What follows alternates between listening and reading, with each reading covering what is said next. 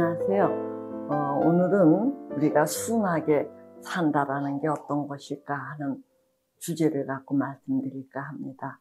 이제 제게 상담을 받는 어떤 부인이 와서 하는 얘기가 자기 아들이 이런 이야기를 하더라 그러면서 깔깔 웃어요. 그래서 무슨 얘기냐 그랬더니 엄마, 내가 내 뜻대로 할 수 있는 게 엄마 아빠거든.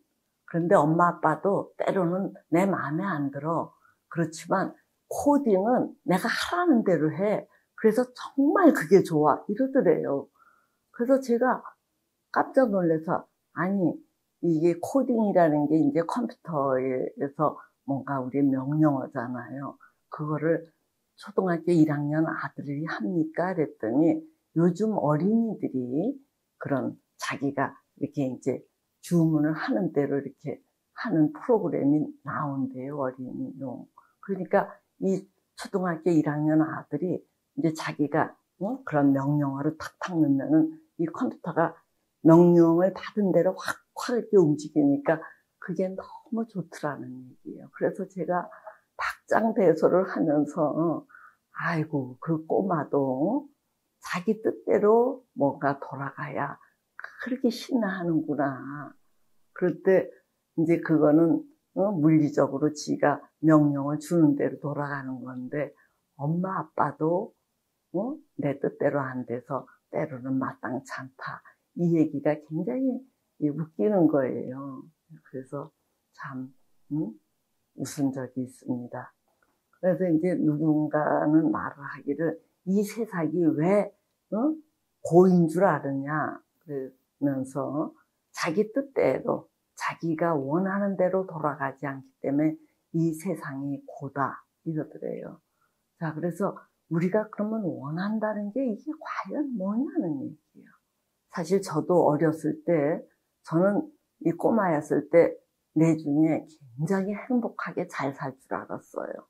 그 근거는 다른 거 아무것도 없어요. 나이기 때문에 나는 잘 살 줄 알았거든요. 근데 이제 커보니 뭐 잘 살기는 뭐 그냥 하루하루가 뭐 하지 않으면 안 되니까 고달프기 그지없던 삶을 사는데 많은 사람들이 이렇게 다 자기이니까 자기를 중심으로 세상이 돌아갈 줄 알고 그렇게 다 원활하게 살 줄 아는데 참 그렇지 않잖아요. 그래서 어떻게 보면 우리가 뜻한 대로 돌아가지 않는 게 이 세상인데 이거를 이제 우리가 어떻게 받아들이느냐 이게 관건인 것 같아요.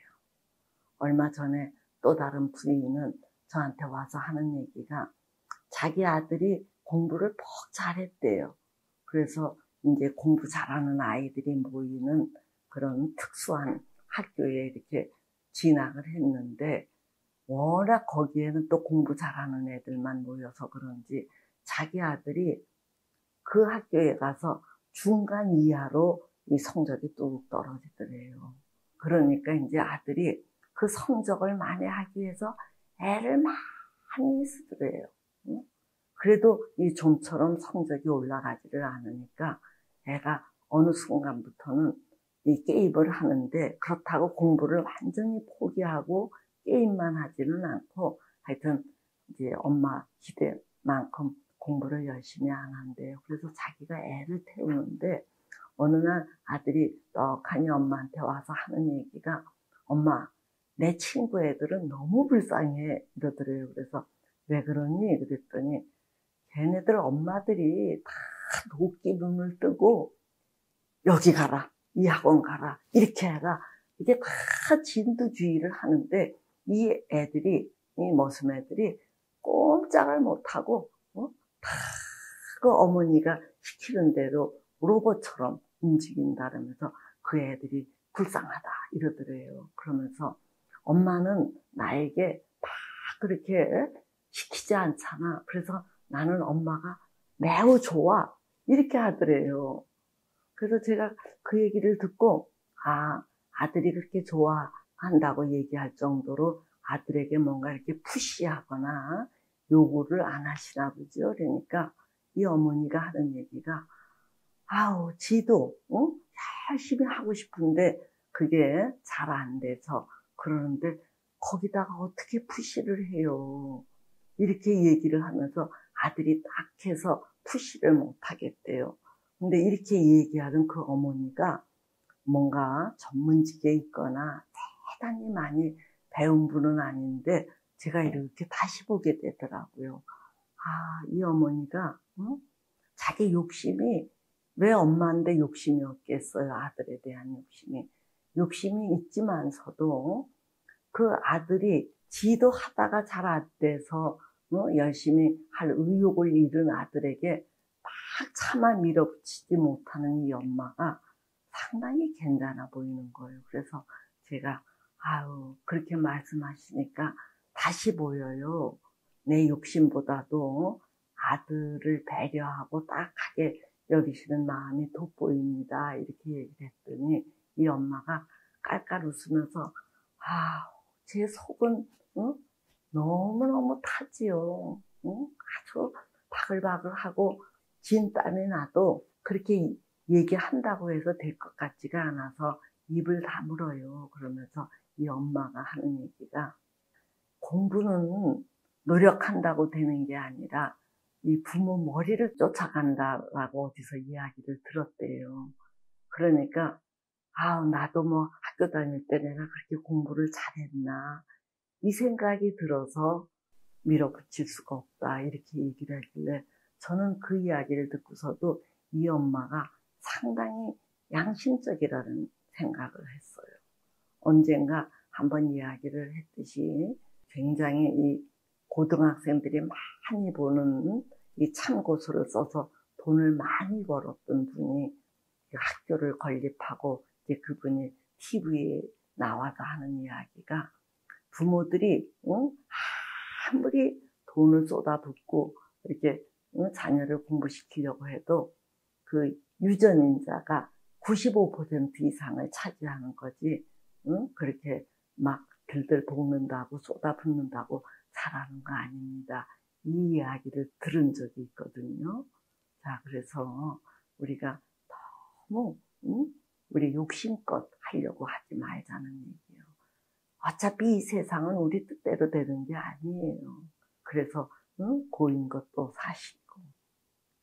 그런데 이제 또 어떤 분이 이분은 이제 교육자로 계시는 분인데 이분이 얘기하기를 자기는 너무너무 이 학교 일에 바빠서 자녀 이 교육에 그렇게 신경을 안 썼대요.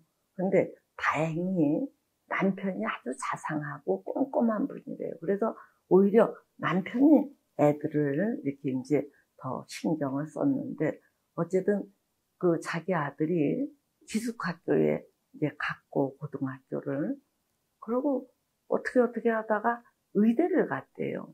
그러니까 이제 자기는 아들이 의대를 가는지 공부를 어떻게 하는지 뭐 그렇게 신경도 안 썼는데 어쨌든 아들이 의대를 가고 나니까 주변에서 자기를 대하는 이 눈이 달라지더래요.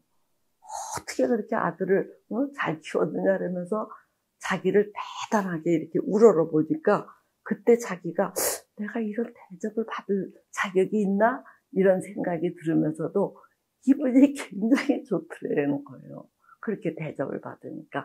그러면서 자기가 깨닫게 된 게, 많은 어머니들이 그렇게 공부하면서 자녀를 들들 볶는 게 이 자기 욕심 때문이구나.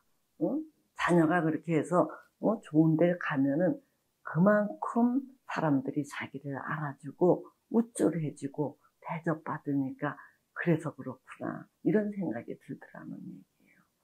뭐 물론 그게 이제 자녀를 위해서라는 게 전혀 없을 수는 없죠. 자녀를 위해서라는 게 있지만 더 많은 비율이 자기 만족, 자기 과시 이런 것들이라는 얘기예요. 그래서 이제 이런 모든 것들을 이렇게 고려할 때 우리가 조금 염두에 둬야 할 거는 어차피 이 세상은 내가 원하는 대로 흘러가는 게 아니거든요. 이제 우리가 어렸을 때는 부모만 잘 만나면 되지만 조금씩 커가면서 스스로도 많은 경쟁을 해야 되고 많은 변수들이 이게 맞물려서 함께 돌아가기 때문에 우리가 뜻한 대로 욕심대로 되는 게 아니에요. 그러면 어차피 이런 세상을 살면서 어떻게 해야 우리가 그나마 잘 사는 걸까? 이제 이런 생각을 자주 하게 되는데, 이제 사람마다 자기 직분이라는 게 다 달라요. 교사는 뭐 학생애들을 가르치는 거일 테고, 주부로 계시는 분은 이제 살림을 아주 윤택하게 잘하는 것일 테고, 또 장사를 하시는 분들은 돈을 열심히 성실하게 잘 버는 것일 테고, 또 뭔가 기술직에 계시는 분들은 자기가 맡은 기술을 조금 더 발전시키기 위해서 최선을 다하는 것일 테니까, 우리가 잘 산다라는 거는 이것저것 복잡하게 따질 게 아니고 자기가 맡은 그 일을 향해서 최선을 다하는 게 아닐까 싶습니다. 그렇게 자기 본분에 최선을 다하다 보면은 그 자체가 뭘로 이어지느냐 하면은 지금 현재 이 순간을 충실히 살도록 하는 쪽으로 우리를 이끌어 간다는 얘기예요. 우리가 잘 따져보면 우리가 사는 것은 이 순간이지 과거나 미래가 아니거든요. 그래서 지금 이 순간에 얼마만큼 올인해서 집중해서 잘 사느냐, 이제 그것이 잘 사느냐의 여부를 결정짓는 것 같아요. 우리가 이 순간에 최대한으로 집중을 하면은 다른 잡념이나 또는 비교나 또는 뭐 우쭐하거나 망상 이런 것들이 끼어들 틈이 없어요. 그래서 지금 이 순간에 최선을 다하는 것은 자기 맡은 바 직분에 충실하는 것, 이게 가장 잘 사는 지름길인 것 같습니다. 그리고 거기에다가 하나 더 추가를 하자면은, 자, 감사하는 마음을 가졌으면 하는 거예요. 우리가 아래로 이렇게 내려다봐도 무한대로 저 밑으로 내려갈 수 있고, 위로 올려다봐도 이게 거의 무한대거든요. 자, 그래서 우리는 이런 스펙트럼, 위계를 이루는 속에서 어느 한 점에 우리가 위치해 있는데, 자, 어차피 자기가 점하고 있는 위치는 있어요. 그 속에서 저 위를 내려다보면서 막 속상해하고 부러워하고 안달하고 또 그런 것들을 잘 이룩하지 못한다고 자기를 꾸짖거나 자기를 혐오하고 이렇게 하면은 자기만 불행해진다는 얘기예요.